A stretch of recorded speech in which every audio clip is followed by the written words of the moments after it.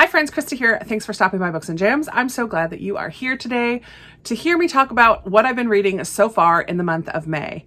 I, every month, have great intentions of filming and uploading a mid-month wrap-up because I read so much, and by the end of the month, I'm like, what even did I read at the beginning of the month? I really don't like filming wrap-ups because of that reason, but I remembered this month. I have time. I'm sitting down. It is the 16th today, so we are right in the middle of the month, and I have 7 books that I've already finished this month, so let's jump in. I'm starting from the books that I kind of didn't like as much to the books that I really loved. So we're going to start with a book that I read because it was recommended by a librarian, Something in the Air by Suzanne Enoch. This was fine. It was fine. It's a marriage of convenience, and we follow this married couple.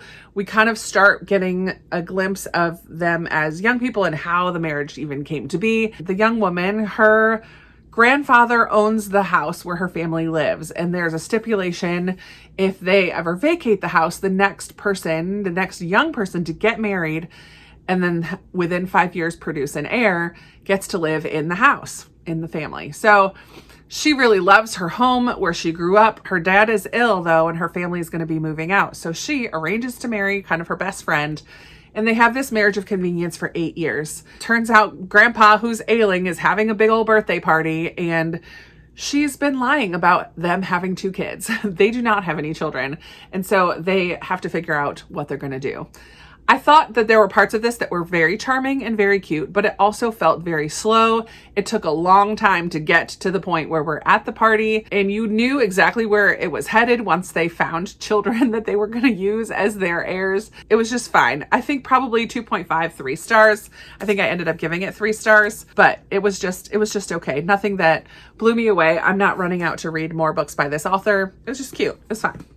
Also, just kind of cute and fine was Dear Henry, Love Edith by Becca Kinzer.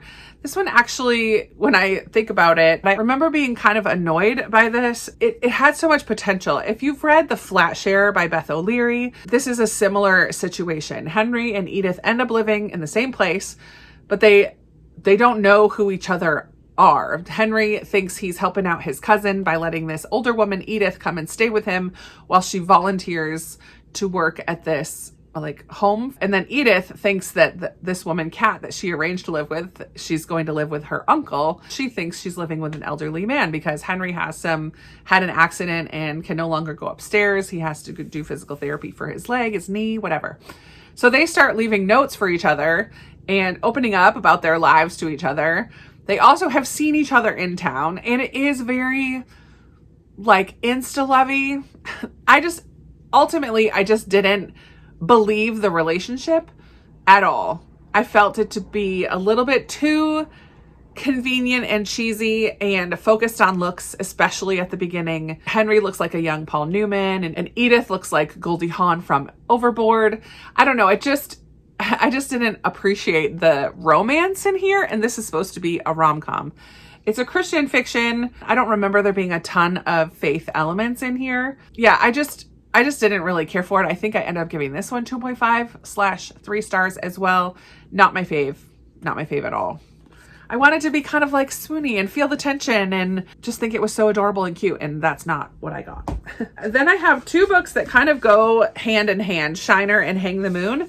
Hang the Moon, I picked up. Number one, it was one of my anticipated reads from last year.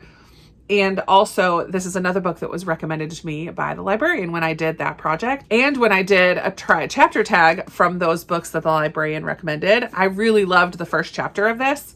And there was a lot about this that I did really like. I think Jeanette Walls is a really good storyteller. And in this one, we follow a young woman who's put her father up on a huge pedestal, the Duke. And the Duke holds a lot of sway in this Prohibition era small town. He kind of runs the town, owns a lot of the property. When she's young, Sally is sent away because Duke's new wife doesn't like her. The stepmom doesn't like her at all. And so Sally is sent away to live with her mom's sister and aunt a couple hours away. When she returns 9 years later, she tries to find her place fitting back in this little mini world that the Duke is the king of. It's all set during Prohibition times. Whiskey running is a big part of this. Sally ends up being in charge of things for a little while. I really loved the beginning of it. I kind of lost interest in different spots along the way, but I do think Jeanette Walls is a really good storyteller, and I thought this was interesting. It just is not going to be one that's on a favorite shelf or stand out to me for a long period of time. I don't know. I kind of lost, like, as the book went on, I was more and more ready for it to be over. And the other book that's also set during Prohibition times, whiskey running a big part of this story as well, we have Shiner by Amy Jo Burns, but this one is a little bit different. Our main character, Wren, lives off-grid in West Virginia, up on a mountain with her father and mother. Her father is a snake-handling preacher who is a little bit off his rocker. And they live totally off grid, don't interact. The mom has to sneak Wren into town occasionally when the dad is off with his snakes or whatever. This was a little bit of a strange one for me. Heartbreaking in so many ways. We learn a little bit more about these family secrets as these women get older and as Wren kind of has her coming of age throughout this book. There is a lot of tragedy again and secrets involved. Old friends who are kind of still hung up on their love that was never returned. An interesting story, again, not one that I'm going to keep on my shelves or that has become a favorite, but it was moving and tragic as I was reading it. I felt like there wasn't as much hope in this one at all. Like, it just was sadness after sadness after sadness.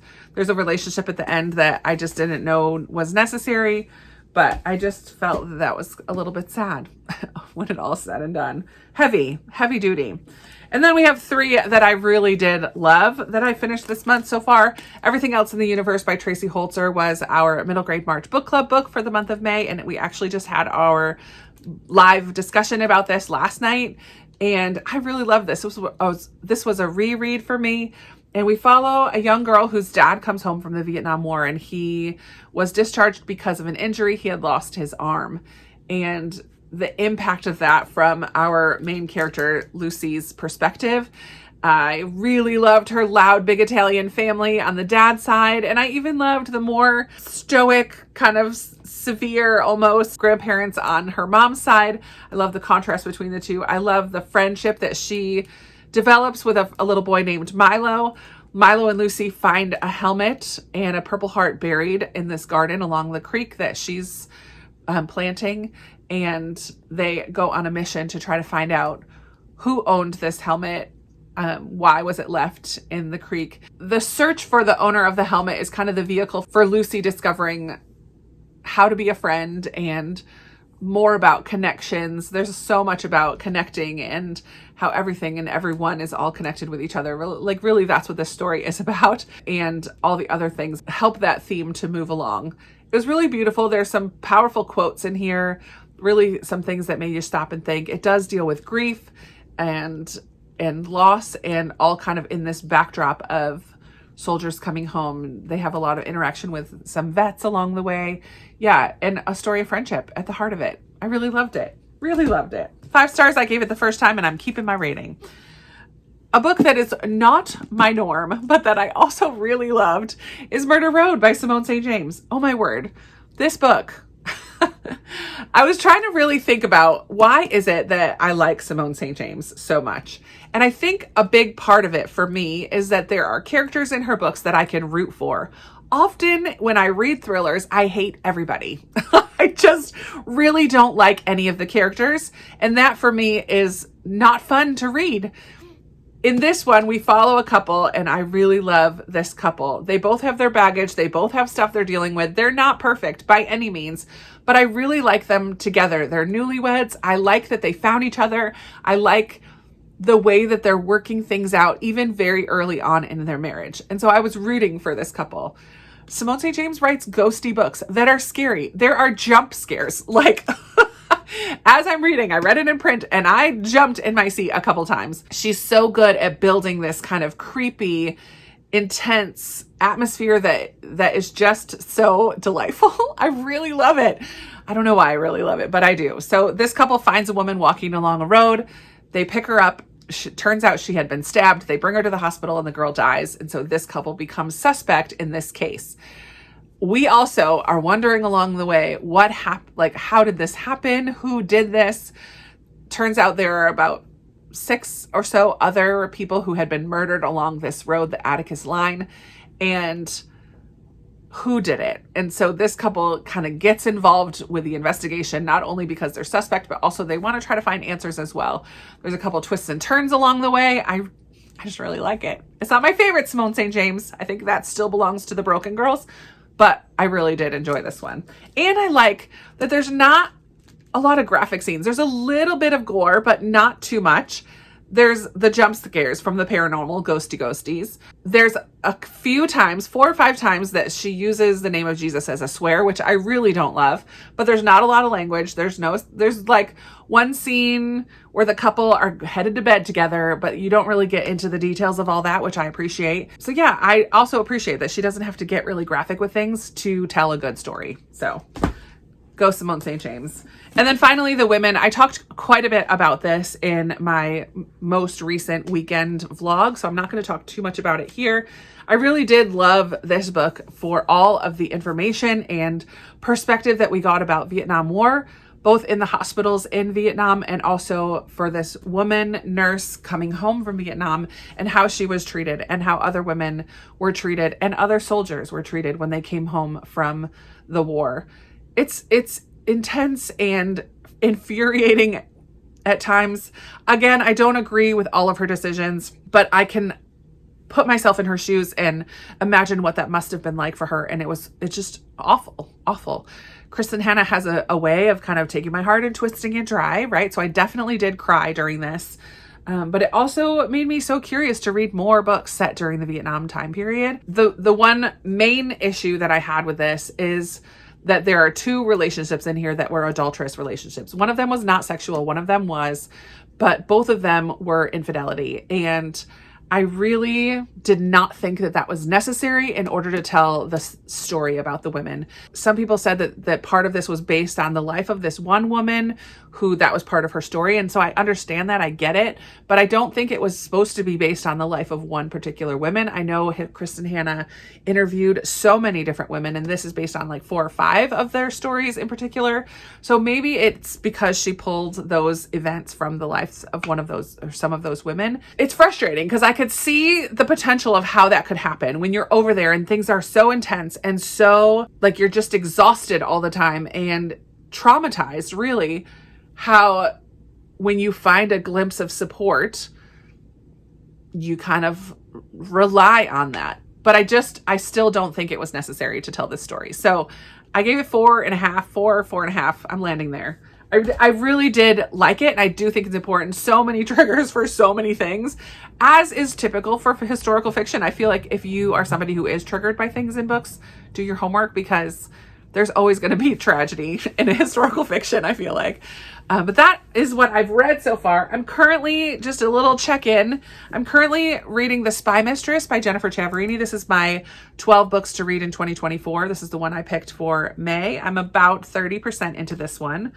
I'm more than halfway into The Hiding Place. This is my group Christian nonfiction read-along.